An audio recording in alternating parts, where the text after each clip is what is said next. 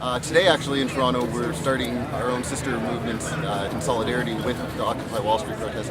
As they've popped up in a lot of American cities, they're now moving into cities across Canada as well. When I go back, I'll be joining them as well. But I just wanted to say that I'm really proud of what you guys are doing here. It's an inspiration and it's inspired a lot of things.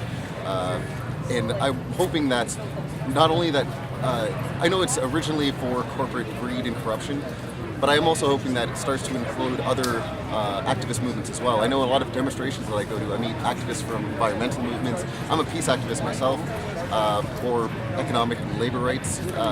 That's a point where it's spaces like this that you can actually get a lot of people together and discuss where you find points of intersection and agree, points where you agree on.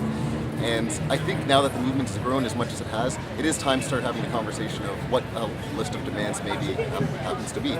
Because when you were saying that the political system is broken or it needs to change, I think every political system is broken to a certain extent. Like, we have a parliamentary democracy in Canada, but it doesn't always work all that well. There isn't ever one solution. There's no silver bullet politically.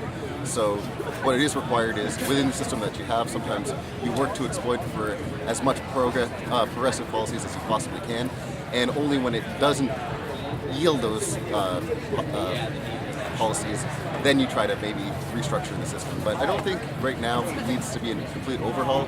It is just a modification within what currently exists. It's possible.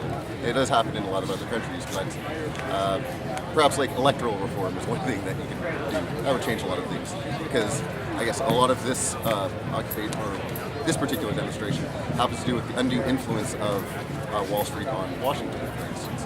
And yeah, I think that's moving in the right direction, but I'm hoping now that the demands can start being made, or at least formulated to some extent.